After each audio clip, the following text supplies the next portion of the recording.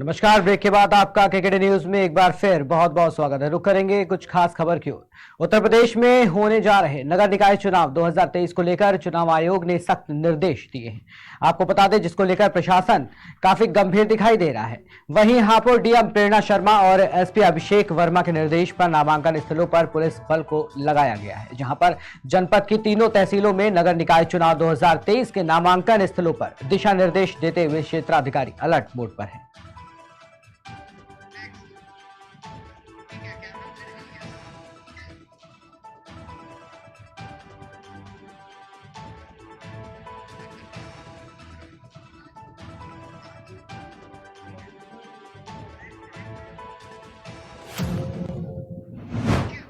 जालौन की खबर से आपको रूबरू कराएंगे, जहां पर दक्षिणांचल विद्युत वितरण निगम के एमडी आईएएस अधिकारी जालौन नगर क्षेत्र में स्थित उपखंड अधिकारी कार्यालय पहुंचे। सरकार के दिशा निर्देशों का अनुपालन सुनिश्चित कराने और दक्षिणांचल विद्युत वितरण निगम द्वारा संचालित योजनाओं की जमीनी हकीकत भी परखी।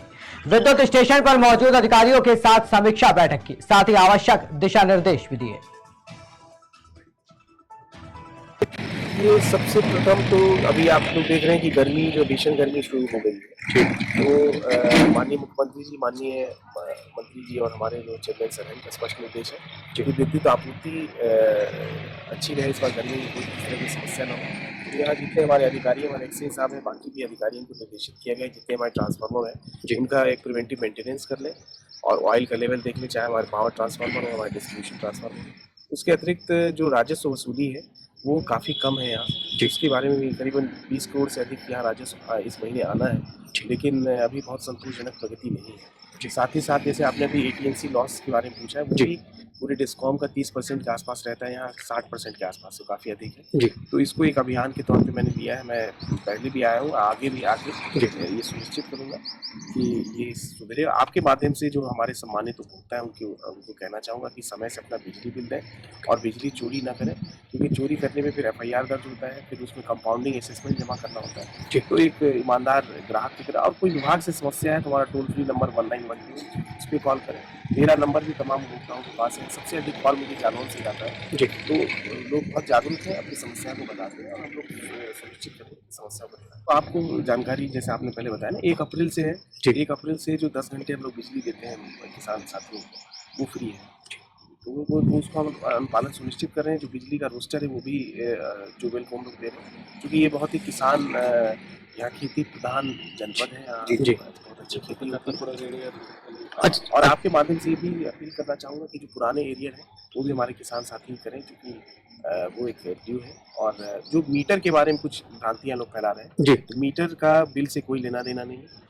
मीटर सिर्फ हम अपने ऑडिट पर्पस के लिए लगाते हैं। तो कोई अगर उनको गुमराह करे कि मीटर लगाने से फिर बिल आने लगे, ऐसी कोई बात नहीं है। मीटर सिर्फ हम अपनी जानकारी के लिए, जो हमें सब्सिडी मिलेगा, तो अगर हम मीटर लगाएंगे तभी होगा। फिर ये समस्या है जो अभी गेहूं की फसल पक गई है, तो उसमें हम लोग ये सुनिश्चित करते हैं कि जो हमारी लाइनें, लंबी लंबी लाइनें जो खेतों को होके जा रही है, उसको हम लोग बंद करा देते हैं। वकील साहब हैं यहाँ, ये निर्देश भी दिए गए, कर भी रहे हैं। और ट्रांसफार्मर के आसपास जो है फसल नहीं मिलेगा। Thank you. दिल्ली से एक बड़ी खबर सामने आ रही है। ज्ञानवापी मस्जिद मामले में सुप्रीम कोर्ट में सुनवाई। मस्जिद में वजू की व्यवस्था किए जाने की मांग की गई। रमजान में वजू की व्यवस्था किए जाने की मांग की गई है। इंतजामिया कमेटी की ओर से हुजैफा अहमदी ने कहा है, पहले फव्वारे के क्षेत्र में वजू होती थी, उसके बाद में अहमदी ने यह चीज कही है और सीलिंग के कारण दिक्कत हो रही है। यूपी सरकार की ओर से एसजी तुषार मेहता ने कहा है, हम आपस में बात करके हल निकाल सकते हैं। सुप्रीम कोर्ट मामले में अगले शुक्रवार को सुनवाई करेगा। तो बड़ी खबर इस वक्त की आ रही है, सीलिंग के कारण जो दिक्कत हो रही थी उसको लेकर के जो बात चल रही थी उस पर सुनवाई होने वाली है। उसके बाद ज्ञानवापी मस्जिद मामले में जो सुप्रीम कोर्ट से सुनवाई होनी थी वो होनी है, और मस्जिद में वजू की व्यवस्था किए जाने की जो मांग थी वो मांग भी सामने अब की गई है। इंतजामिया कमेटी की ओर से हुजैफा अहमदी ने ये सारी बात कही है। और पहले फव्वारे के क्षेत्र में वजू होती थी, वकील अहमदी का साफ तौर पर कहना है, सीलिंग के कारण दिक्कत हो रही थी। यूपी सरकार की ओर से एसजी तुषार मेहता ने कहा कि हम आपस में बात करके हल निकाल सकते हैं।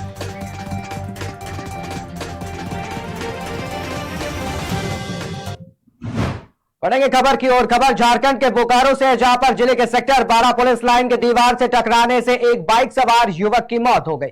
वहीं बताया जा रहा है कि चास के प्रभात होटल समीप रहने वाला विशाल सिंह एनएच मोड़ स्थित शराब दुकान में सुपरवाइजर का काम करता है, जो काम पर जाते समय पुलिस लाइन की दीवार से टकरा गया। इसके बाद बोकारो सदर अस्पताल लाया गया, जहां पर जांच के बाद डॉक्टरों ने उसे मृत घोषित कर दिया।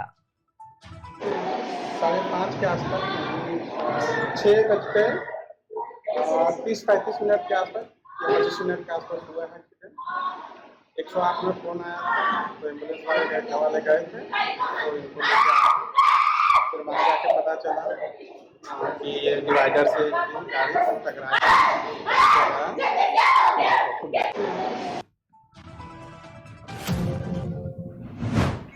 खबर झारखंड के बोकारो से, जहां पर मनाया जाने वाला हट पूजा एक अनोखा उदाहरण है। आस्था से जुड़ा ये पर्व जितना अनोखा है उतना ही रोंगटे खड़े कर देने वाला भी है। लोहे की कील से शरीर छिदवाने के बाद ऊंचाई पर लकड़ी के पाट पर झूलना ऐसा रोमांच पैदा करता है कि जिसने भी देखा उसने दांतों तले अपनी उंगली ही दबा ली। शिवोपासना का यह अनोखा पर्व कई नाम से जाना जाता है। झारखंड में कोई मंडा पर्व के नाम से जानता है, कोई भोक्ता पर्व के नाम से, तो कहीं कहीं ये चरक पूजा के नाम से भी जाना जाता है। ये जो आपके शरीर में पूरा कील लगाया गया है, तो क्या आपको दर्द भाई कुछ नहीं लग रहा? नहीं, बाबा का कृपा से इसमें दर्द तो नहीं होता। हम और आगे किए हैं और लिए भी हैं, इससे मेरा कोई नहीं हुआ। ये सब भक्ति से हम इच्छा से हम ये कांटा लेते हैं। ये सभी कोई लगाते हैं कि जिनका मानसिक है वो लगाते हैं? शौक से अपना कोई भी लगा सकता है। हम लोग का इस सबसे इच्छर गांव का सबसे बड़ा फेस्टिवल में मनाया जाता है और इच्छर सलवाना कमेटी से मोड़ पर लेके नया साल का हम लोग सबको हार्दिक अभिनंदन जनाते हैं। कल हम लोग नया साल में घुस रहे हैं बंगला में और सबसे मजा का बात है इच्छर माने एकदम बच्चा से बुढ़ा तक पूरा गांव ही पर्व मेला के लिए पूरा उत्साहित करता है, हेल्प करता है। इसलिए इच्छर नहीं है, ऊपर डी कमरगुड़ा आगुटार संताली जितना हम लोग का नियर अबाउट जो विलेज है सब हेल्प करता है हम लोग को। इसीलिए आज इतना सुंदर हम लोग मेला का अंतिम पोजीशन में आ गया है। आप एक लोकल एडमिनिस्ट्रेटर हम लोग का बहुत हेल्प कर रहा है, लोकल पुलिस बोलिए, PCL का कुछ हम लोग को जितना इस सब थोड़ा बिग बजट का हम लोग का मेला है, लेकिन सबसे मजा का बात है ये चांदा करके आ रहा है गांव में। एकदम जितना गरीबी पर्सन वो सारा बचत जितना होता है ना वो पैसा जमा करके रखता है, क्योंकि हम लोग को गाजन में देना है, पार्टिसिपेट करना है। इसीलिए आज हम लोग इतना इस मंजिल में पहुंचे हैं। ये 250 साल से पुराना हम लोग का पूजा है। ये जो आपके प्रयागराज से एक बड़ी खबर सामने आ रही है। माफिया अतीक अशरफ की हत्या से जुड़ी हुई ये खबर है। अतीक के बेटे अली ने जेल में खाना पीना छोड़ दिया है। जोर जोर से लगातार रो रहा है अतीक का बेटा अली। रंगदारी मांगे जाने के मामले में जेल में अली बंद है। तो बड़ी खबर एक प्रयागराज से आ रही है, जहां पर माफिया अतीक और अशरफ की हत्या के बाद जो अतीक का बेटा अली है वो जेल में खाना पीना छोड़ चुका है। जोर जोर से लगातार रो रहा है। अतीक का बेटा अली जो रंगदारी के मांग के मामले में जेल में बंद है, उसके बाद में ये जो खबर है सामने आ रही है कि वो बहुत ही परेशान है और खाना पीना तक की छोड़ चुका है, और उसके बाद में वो इस समय उसका रो रो कर बुरा हाल है।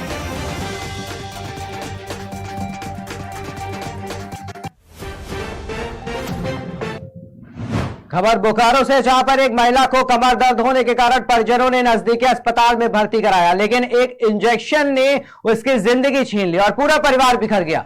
बता दें कि बारी कोऑपरेटिव की रहने वाली कलावती देवी का इलाज पूनम नर्सिंग होम में कमर दर्द और हाथ में दर्द के कारण परिजनों ने भर्ती कराया था। परिजनों के आरोप के अनुसार रात तक वो महिला ठीक थी। सुबह एक नर्स ने आकर एक इंजेक्शन कमर में और एक इंजेक्शन पानी की बोतल में दिया, जिसके बाद तबीयत बिगड़ती चली गई और उसका देहांत हो गया। सूचना मिलने के बाद माराफारी थाना पुलिस मौके पर पहुंची और उचित जांच पड़ताल करते हुए उचित कार्रवाई करने की बात कही। क्या हुआ तो उसका दर्द हो गया, कमर में दर्द, पैर में दर्द, यही तो ट्रीटमेंट किया कि इसका बीपी लो है तो सुई दवाई कर रहा है। तो आप कमर दर्द दे रहा है तो कमर दर्द का दवाई दीजिएगा कि कौन चीज का दवाई दीजिएगा? कमर दर्द का दवाई दीजिएगा तो कमर दर्द का ठीक है नहीं होगा, कम नहीं होगा, ये बताइए हमको पहले। ठीक होना चाहिए का, जब बुखार आता है बुखार का दवाई देना। आप पेशेंट को कब भर्ती किए थे? कल जो पूछ रहे वो हाँ कल भर्ती किया। कल भर कितना बजे?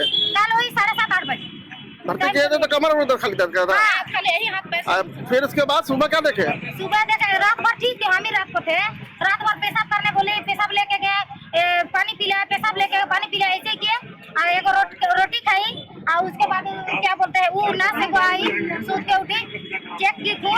अब क्या पता कौन चीज चेक की हम नहीं जानते हैं। और एक कमर में सुई दी और एक इसमें जो पानी चढ़ा रहा था उसमें सुई दी। तो उसके बाद से उसका धीरे धीरे नॉर्मल होता है। सुई देने के बाद यहाँ पे सुई दी ना तब तक उसका धीरे धीरे नॉर्मल। कौन डॉक्टर क्या दिखा रहे थे मतलब यहाँ? ये जो यहाँ पे डॉक्टर है नाम नहीं जानते हैं। कलावती देवी बाहरी कोऑपरेटिव के जो है तबीयत खराब होने पर पूनम नर्सिंग होम में एडमिट हुई। आज सुबह पता चला कि वो एक्सपायर कर गए हैं। परिजनों का आरोप है कि डॉक्टर के लापरवाही के कारण उनकी जान गई। हम लोग अनुसंधान कर रहे हैं, आवेदन मिल चुका है, उसके ऊपर कार्रवाई की जाएगी। इसमें कोई गिरफ्तारी अभी तक हुआ है क्या? नहीं, अभी तक नहीं हुई। अभी जस्ट हम लोग का आवेदन प्राप्त हुआ है, उसके अनुसार आगे कार्रवाई की जाएगी। क्या हुआ? उत्तर प्रदेश में नगर निकाय चुनाव को लेकर के सभी पार्टियों ने अपने अपने दावेदार मैदान में उतार दिए हैं, तो वहीं आम आदमी पार्टी भी पीछे नहीं दिखाई दे रही है। आम आदमी पार्टी ने भी मथुरा जनपद में अपने अपने दावेदार उतार दिए हैं, जिसमें वार्ड नंबर 1 में आम आदमी पार्टी के द्वारा मीना ठाकुर पर दांव लगाया गया है, जहां पर आज मीना ठाकुर ने मथुरा के कलेक्ट्रेट कार्यालय पर पहुंचकर अपना पार्षद प्रत्याशी का नामांकन दाखिल किया है। खबर यूपी के अमेठी से, जहां पुलिस कस्टडी से एनडीपीएस का आरोपी युवक भाग गया। वहीं पुलिस आरोपी युवक का मेडिकल कराने सामुदायिक स्वास्थ्य केंद्र लेकर के गई थी। आपको बता दें कि मेडिकल के बाद पुलिस गिरफ्त से पुलिस को चकमा देकर आरोपी फरार हो गया, जहां पुलिस टीम बनकर युवक को गिरफ्तार करने के लिए जगह जगह पर छापेमारी कर रही है। बता दें आरोपी युवक के ऊपर स्मैक बेचने का आरोप है। पूरा मामला जगदीशपुर कोतवाली क्षेत्र के वारिसगंज चौकी का बताया जा रहा है। उत्तर प्रदेश में नगर निकाय चुनाव की प्रक्रिया जारी है। मथुरा में भी प्रत्याशियों ने अपनी अपनी पार्टी की दावेदारी शुरू कर दी है, जहां पर नगर निकाय चुनाव में वार्डों के पार्षदों ने आज मथुरा के जनपद कलेक्ट्रेट कार्यालय पर जाकर नामांकन। वार्ड पार्षद के सभी पार्टी के दावेदार अपना अपना नामांकन कर रहे हैं। इसी दौरान वार्ड नंबर 1 से बीएसपी पार्टी से शारदा देवी पत्नी भगत सिंह दरोगा के द्वारा मथुरा के जिला अधिकारी कलेक्ट्रेट कार्यालय पहुंचकर नामांकन किया गया। वहीं शारदा देवी का कहना है कि वार्ड में किए गए कार्यों को पूरा कराना है और चुनाव के दौरान जनता से जो वादे किए जा रहे हैं उन वादों को हम ईमानदारी से पूरा करेंगे।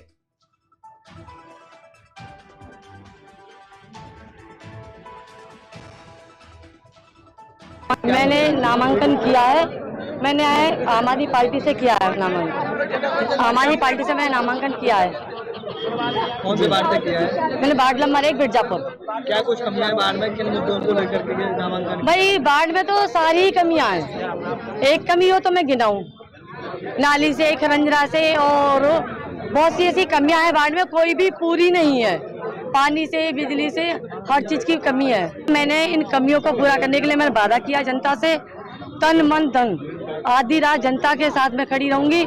जहाँ भी जनता को मेरी जरूरत पड़ेगी मैं तत्पर रहूंगी। वार्ड की जनता का कैसा समर्थन मिल रहा है? देखो वार्ड की जनता का अभी तो ठीक समर्थन होना, आगे ऊपर भगवान की मर्जी है। और क्या कहना चाहेंगे? मैं ये कहना चाहूंगी जैसे हमारे केजरीवाल जी ने वहाँ दिल्ली में कर रखा है, ऐसा ही मैं मथुरा में करना चाहती हूँ। मैंने नामांकन किया है। मैंने खबर जालौर से है, जहां भागली सिंधलान के श्रीनाथ पब्लिक सेकेंडरी स्कूल में निजी विद्यालय संघ के चुनाव संपन्न हुए। वहीं चुनाव प्रभारी प्रकाश कुमार गर्ग और जयंती लाल राठौर मोहम्मद इलियास की देखरेख में चुनाव संपन्न कराए गए। आपको बता दें चुनाव में ग्रामीण ब्लॉक की कुल 80 स्कूलों में से 77 विद्यालय ने चुनाव प्रक्रिया में भाग लेकर मतदान किया गया, जिसमें अध्यक्ष पद के लिए कुलदीप चौधरी और मांगीलाल खाम्बू मैदान में थे। आपको बता दें कि कुलदीप चौधरी को 77 में से 45 मत मिले और मांगीलाल को 32 मत प्राप्त हुए, जहां 13 मतों से कुलदीप चौधरी विजयी हुए।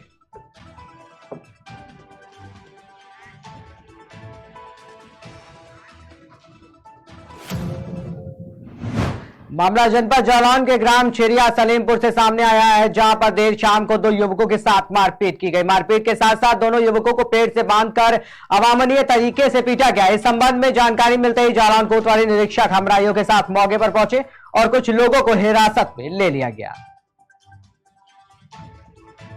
मामला जनपद जालौन के जालौन कोतवाली क्षेत्र के चिरिया सलेमपुर गांव से सामने आ रहा है, जहां पर देर शाम 2 युवकों को तालिबानी तरीके से सजा दी गई है। इस संबंध में हमारे पास जो अपडेट है उसके मुताबिक जनपद जालौन के चिरिया सलीमपुर गांव में 2 लड़कों को बबूल के पेड़ और बिजली के खंभे से मारपीट करने का एक मामला सामने आ रहा है। इस पूरी घटना की जानकारी जब स्थानीय लोगों ने समीपवर्ती जालौन कोतवाली में दी है, तो जालौन कोतवाली निरीक्षक कुलदीप तिवारी हमराइयों के साथ मौके पर पहुंचे हैं और दोनों लड़कों को उन लोगों की पकड़ से छुड़ाया है और थाने ले आए हैं, उनको चिकित्सीय परीक्षण के लिए भेजा है।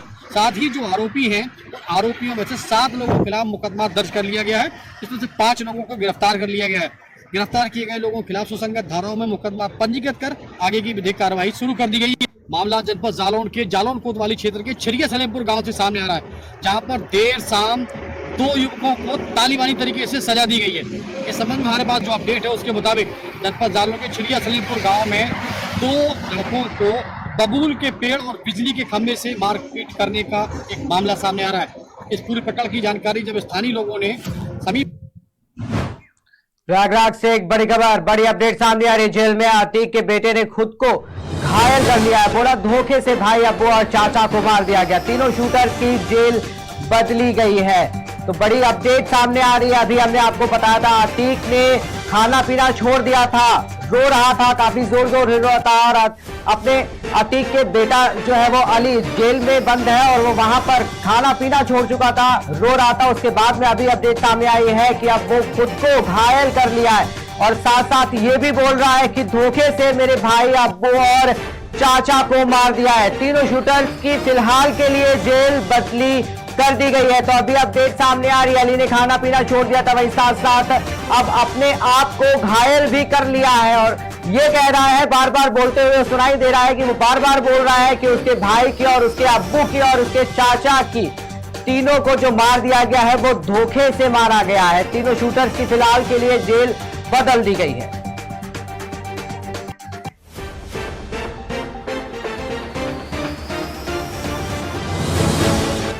ललितपुर से बड़ी अपडेट सामने आ रही है। चुनाव में बीजेपी, एसपी, बीएसपी, कांग्रेस प्रत्याशियों ने ठोकी ताल। नामांकन के आखिरी दिन सभी पार्टियों ने दाखिल किया पर्चा।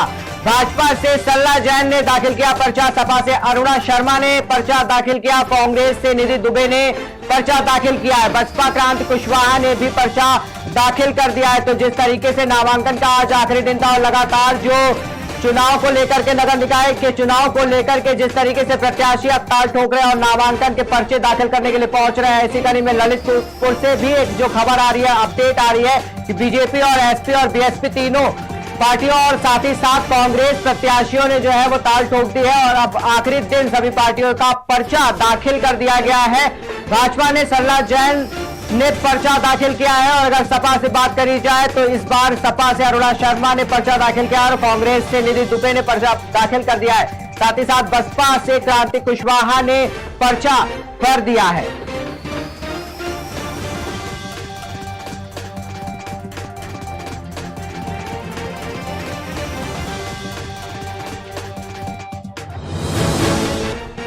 बांदा से एक बड़ी खबर आ रही है। माफिया अतीक अहमद और अशरफ हत्याकांड का मामला। हत्याकांड में शामिल लवलेश तिवारी का परिवार में हुआ गायब।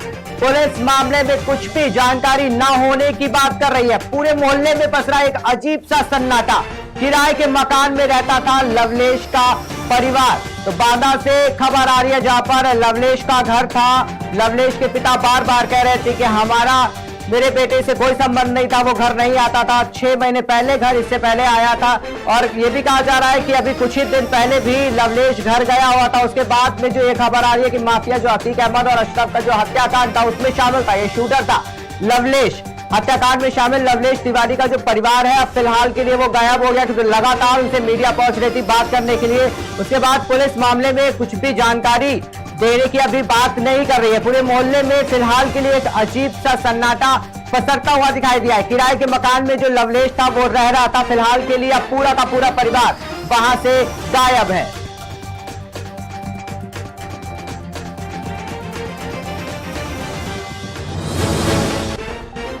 जांजगीर चांपा से एक बड़ी खबर। जिला अस्पताल में कोरोना की दस्तक। जिला अस्पताल के 4 डॉक्टर हुए कोरोना पॉजिटिव। जिस तरीके से कोरोना एक बार फिर अपना पैर पसारते हुए नजर आ रहा है, इसी को लेकर के अपडेट सामने आ रही है। पिछले 24 घंटे में भी बड़ी अपडेट सामने आई थी।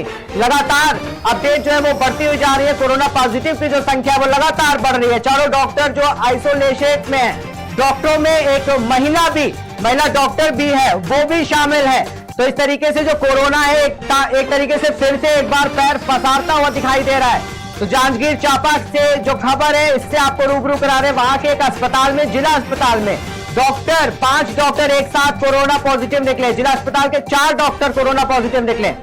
चारों डॉक्टर फिलहाल के लिए होम आइसोलेट हो गए हैं। चारों डॉक्टर में एक महिला डॉक्टर भी शामिल है।